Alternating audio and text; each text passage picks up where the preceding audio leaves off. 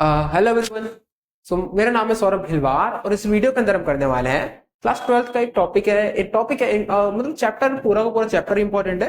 तो वहां से एक स्पेसिफिक क्वेश्चन बनता है तो उस क्वेश्चन को करवाएंगे और ये क्वेश्चन 4 से लेकर 6 मार्क्स तक का आएगा। तो देखते क्वेश्चन क्या है। तो क्वेश्चन है हमारा, अगर क्वेश्चन के बारे में बात करें, why India should be a permanent member of United nation.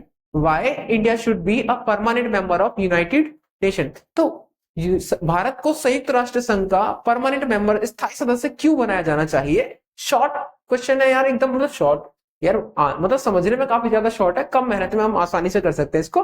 देखना पॉइंट्स मैंने यहाँ पर लिखे हुए, पॉइंट्स को समझाना है, ठीक है। पॉइंट्स अगर आप देखते बस एक बार पॉइंट समझ लो, फिर कॉपी में नोट डाउन करते जाना, आसानी से समझ में आ जाएगा। याद करने का बड़ा सिंपल तरीका है। देखो पहला पॉइंट है पॉपुलेशन।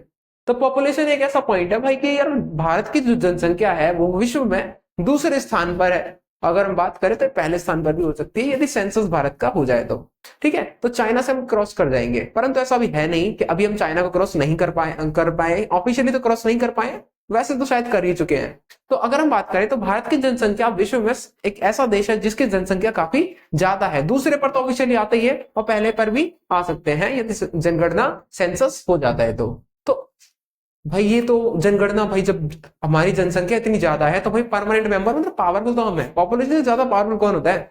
एक ऐसा देश जिसके पास में जनसंख्या ज्यादा है, लोगों की संख्या ज्यादा है, तो वो तो शक्तिशाली है ही है। सेकंड पॉइंट के बारे में बात करें तो सेकंड पॉइंट हमारा रिस्पेक्ट ऑफ ह्यूमन राइट्स, ठीक है। रिस्पेक्ट ऑफ लिखना भूल गया यार, रिस्पेक्ट ह्यूमन राइट्स भी काफी यार, कोई दिक्कत नहीं है, ठीक है। हाँ, रिस्पेक्ट ह्यूमन राइट्स, चलो ऑफ लिख देते हैं।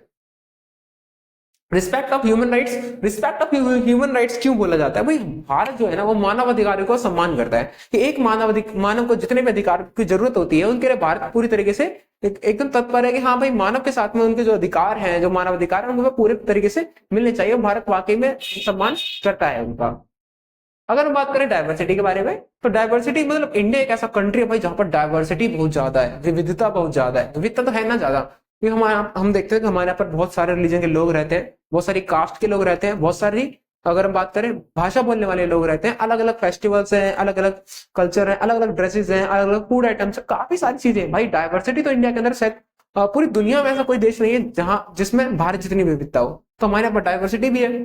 फिर अगर हम बात करें रेगुलर डोनेशन, भाई रेगुलर डोनेशन देते हैं हम यार। अगर हम बात करें तो संयुक्त राष्ट्र संघ को, यूनाइटेड नेशन को जब भी पैसों की जरूरत होती है तो इंडिया भी भाई एक ऐसा कंट्री है जो कि रेगुलर डोनेट करता है। इंडिया ने कभी मना नहीं किया कि भाई हमारे पास क्राइसिस है तो भी, ऐसा कुछ नहीं है हमारे यहाँ पर, ठीक है ना। हम डोनेट करते हैं यूनाइटेड नेशन के अंदर as we are the member of United Nation. Participate in operation of UN. Participation of operation of UN, इसका मतलब आप समझ गए होंगे। इसका मतलब हो जाता है कि पार्टिसिपेट करते हैं यूनाइटेड नेशन की जितने भी पीस कीपिंग फोर्स जो होती है। पीस कीपिंग फोर्स के बारे में अगर हम बात करें, शांति सेना जो भेजती है, यदि कहीं पर दंगे हो जाते हैं, कुछ भी होता है, तो भारत की सेना को सबसे पहले बुलाया जाता है। और भारत एक ऐसा देश है जहां जो अपनी सेना को लगातार भेजता रहता है। जो इंडियन पीस कीपिंग फोर्स है ना, आपको पता है कि भाई कितनी फेमस है। एक बार हमने राजीव गांधी वाले समय पर भी श्रीलंका के अंदर भेजी थी। तो भाई दुनिया में जहां भी हलचल है तो वहां से सबसे पहले जो इन्वाइट किया जाता है वो भारत की सेना को किया जाता है। तो इंडिया की जो शांति सेना है वो काफी ज्यादा फेमस है, वो इंडिया रेगुलर पार्टिसिपेट करता है भाई। तो आज भी अगर हम देखें तो भारत की सेना भाई काफी सारी जगह पर है। तो दुनिया में लगभग बहुत सारी जगह पर हमारी सेना को तैनात किया गया है यूनाइटेड नेशन के द्वारा।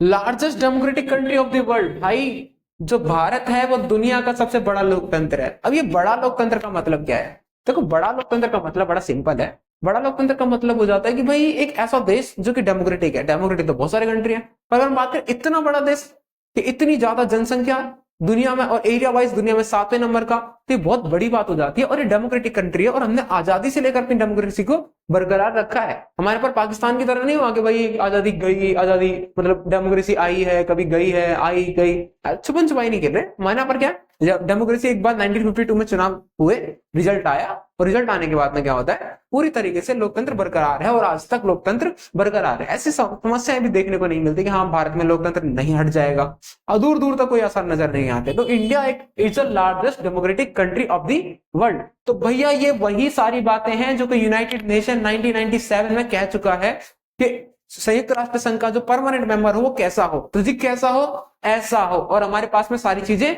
उपलब्ध हैं। होपफुली उम्मीद है कि आपको वीडियो समझ में आई होगी। वीडियो समझ में आई तो please like the video, subscribe the channel and thank you for watching the video.